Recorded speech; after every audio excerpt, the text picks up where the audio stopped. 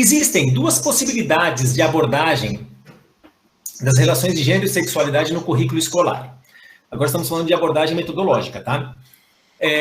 Nós temos aí as diferentes perspectivas de currículo, né? O tradicional, o crítico e o pós-crítico, e dentro dessas perspectivas de currículo, nós podemos pensar que existem duas formas de abordar as relações de gênero e sexualidade no currículo. Seria uma concepção de currículo conservador, nessa abordagem das relações de gênero e sexualidade, e a concepção de currículo progressista nas relações de gênero e sexualidade. O que seria a concepção de currículo conservador?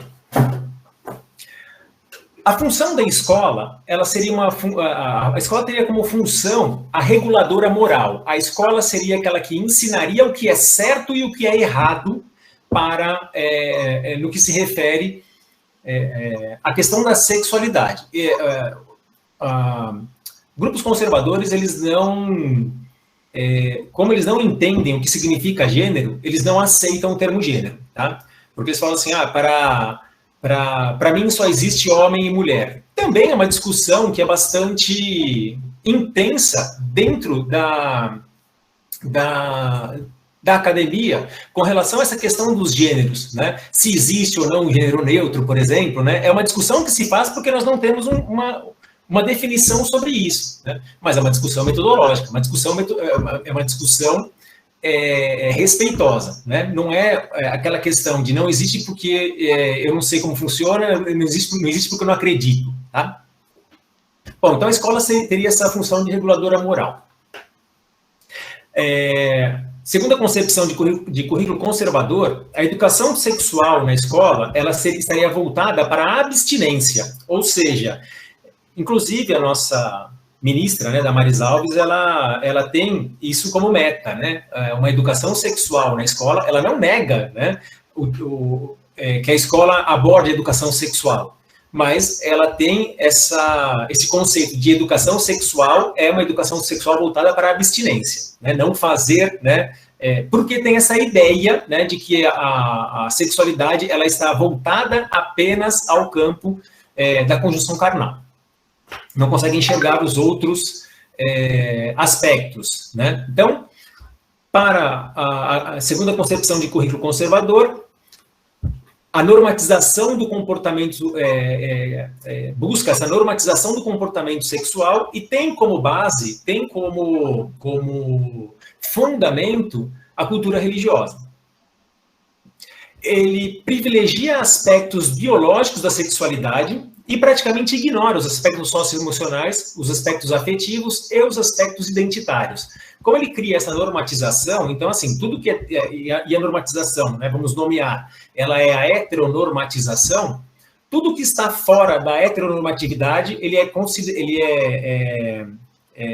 considerado como inviável, como errado, né? Então não se discute ou se discute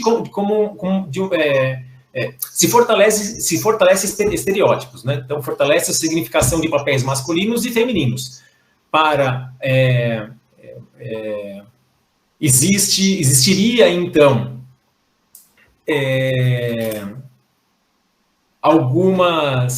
os papéis sociais voltados para o homem e voltados para a mulher, e esses papéis eles são estáticos, eles não são discutidos.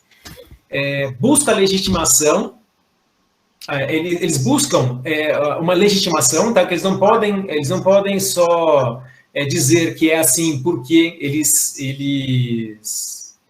querem que seja, então eles buscam também uma aproximação com o discurso científico, né? Esse autor que foi citado aí, esse McDowell, ele é um pastor, agora não sei de que denominação, ele é americano, e ele escreveu um livro, que eu também utilizo na minha tese, que chama-se Os Mitos da Educação Sexual, e ele defende a educação sexual para a abstinência. E ele coloca mais de 400 referências que tentam legitimar o seu discurso. No entanto, normalmente são aquelas interpretações que são feitas para congregar esse discurso religioso a partir dos aspectos profiláticos e higienistas da sexualidade. É aquela coisa mais ou menos assim, como existem doenças sexualmente transmissíveis, então só para dar um exemplo, tá? O mais seguro é você se abster de manifestar a sua sexualidade carnal. Pauta-se, então, pela dissimetria natural dos gêneros, né? E pela heteronormatividade compulsória, né? O normal de ser mulher são essas características X, Y e Z, e aquela mulher que não tem essas características X, Y e Z, elas devem ser, então, doutrinadas ou educadas para terem tais características, né? E a heteronormatividade nem diga, né? Assim, aquele sujeito, aquele homem ou aquela mulher que tem desejos homossexuais, eles são vistos como anormais. E a concepção de currículo progressista na abordagem das relações de gênero e sexualidade. Gênero e sexualidade estariam alinhados aos estudos culturais. Então,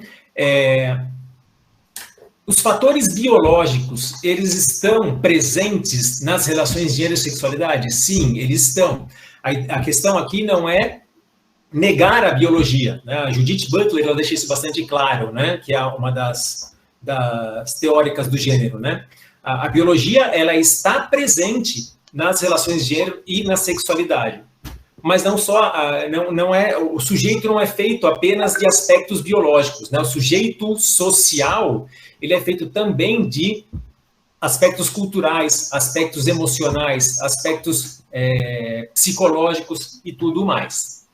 Os conteúdos relacionados à igualdade, diversidade, identidade de gênero e sexual seriam temáticas vinculadas à educação inclusiva e educação em direitos humanos. Então, assim, quando nós falamos de diversidade na escola, nós estamos falando também da diversidade de gênero e da diversidade sexual.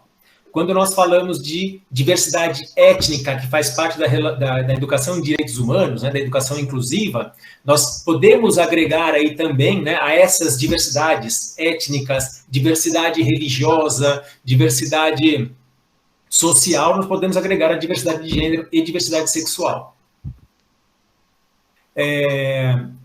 Uma concepção de currículo progressista, ela combate a dissimetria e o normativismo, né? Ele combate essa questão de naturalização das dissimetrias, né? Combate a naturalização da questão da opressão masculina sobre a mulher, né? Do que se caracteriza, né? a masculinidade e por aí vai, né? Ele combate o biologismo também nas relações de gênero e sexualidade. Não é, como eu falei anteriormente, não é só a nossa constituição social, ela não parte exclusivamente do biológico. Essa concepção de currículo progressista, ela traz uma desconstrução metódica da ideia de sexualidade humana como um conjunto de prescrições biológicas ou aconselhamentos terapêuticos e descompressivos. Privilegia aspectos socioemocionais, afetivos e identitários, né? O que me forma enquanto identidade de sujeito, né? Ele traz uma desconstrução da ideia dos gêneros como manifestações comportamentais vinculadas ao sexo biológico, aquela questão que eu já falei, né? Aquela questão normativa do que é ser homem e do que é ser mulher. E ela propõe também um modelo crítico de educação, um modelo reflexivo, um modelo libertador de educação sexual. E aqui é importante nós frisarmos, gente, que assim, quando a gente fala um modelo libertador de educação sexual, eu não estou falando de sexualidade licenciosa, tá? A sexualidade licenciosa, aquele sujeito que usa a sua sexualidade de forma descompressiva, né, quantitativa, ela está muito mais ligada a uma forma de educação sexual consumista, tá, do que libertadora. Certo? Quem aborda bastante isso é o César Nunes, em sua tese de 1996. Ele traz assim porque é muito comum nós falarmos de educação sexual libertadora e a pessoa pensar que nós estamos falando de uma educação sexual quantitativa, né? Aquela pessoa que sai com quantas pessoas quiser porque ela é livre. Às vezes, essa pessoa, se ela tem uma ideia, né? Se ela está fazendo, né, se ela está tendo determinado comportamento, mas de forma refletida, é uma coisa. Outra coisa é porque o mercado está assim impondo. Outra coisa é porque ela está relacionada a uma situação de consumo com relação a isso, né? Assim, segundo César Nunes, a sexualidade consumista ela é tão prisioneira, tão aprisionada quanto algumas sexualidades conservadoras.